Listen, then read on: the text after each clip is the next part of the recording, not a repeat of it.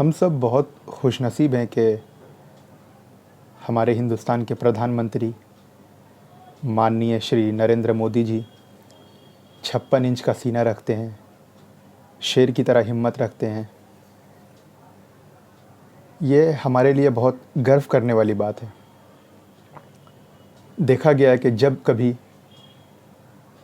हमारे पड़ोसी मुल्क पाकिस्तान के साथ जब भी कोई मसला होता है तो हमारे प्रधानमंत्री वहाँ पे शेर की तरह नज़र आते हैं, शेर की तरह दहाड़ते हैं और दुश्मन के जो हवास है वो बाख्ता हो जाते हैं। लेकिन जब कभी चीन के साथ कोई मसला होता है तो वही शेर भीगी बिल्ली क्यों बन जाता है? सवाल है। मेरा ऐसा मानना है कि दोस्ती हो या दुश्मनी, डिस्क्रिमिनेशन नहीं होना चाहिए। अगर पाकिस्तान हमारा दुश्मन है तो चाइना भी हमारा दुश्मन है, बल्कि उससे ख़तरनाक दुश्मन है, क्योंकि चाइना हर मामलों में पाकिस्तान से मजबूत और बेहतर है। वो चाइना वाले हमारे मुल्क में, हमारे बॉर्डर के अंदर 60 किलोमीटर तक आ गए हैं और हमारी सरकार मुंह तोड़ जवाब देने के बजाय इलेक्शन की तैयारी कर रही है। बड़ी ताज्जुब वाली बात है, हैरत वाली बात है और शर्म करने वाली बात है। मुझे ये समझ नहीं आता कि बिहार के जिन मज़दूरों को वापस लाने के लिए आपके पास पैसे नहीं थे, आपने उनसे ट्रेन का फेयर चार्ज किया और जिनके पास फेयर नहीं थे उनको वापस कर दिया।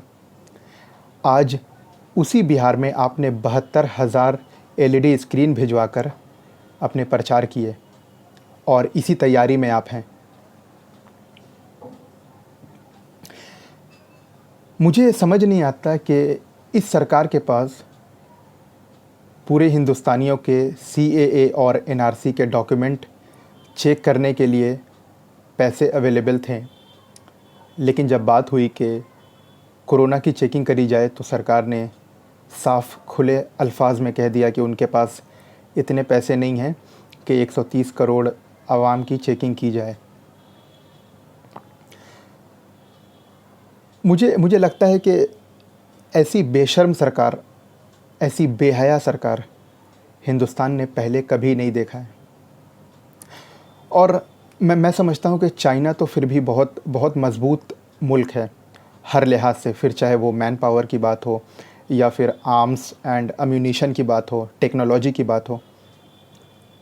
ताज्जुब की बात है कि एक छोटा सा मुल्क जिसका खुद कोई वजूद नहीं है, नेपाल, उसने हमारे बॉर्डर में फायरिंग कर दी। हमारे 5 किसान को गोली लगी और उन 5 किसानों में 4 ज़ख्मी हैं और 1 गुज़र गए, इंतकाल कर गए, उनका देहांत हो गया। इन मामलों पर हमारी सरकार कुछ क्यों नहीं कर रही? अगर यही मसला पाकिस्तान के साथ होता तो आज पूरे हिंदुस्तान में एक ऐसा माहौल क्रिएट कर देती ये सरकार और मीडिया, एक हिंदू और मुसलमान का विवाद पैदा कर देती। श्री नरेंद्र मोदी जी, श्री अमित शाह जी, बहुत अफसोस की बात है, आपको शर्म करनी चाहिए। आपको शर्म करनी चाहिए कि जब आज हमारा दुश्मन हमारी ज़मीन में घुस गया है, आप उसको जवाब देने के बजाय बिहार में इलेक्शन की तैयारी कर रहे हैं। मैं चाहता हूं कि इस वीडियो को ज़्यादा से ज़्यादा शेयर किया जाए ताकि उन बेशर्मों को थोड़ी सी शर्म आ जाए। बहुत शुक्रिया। जय हिंद।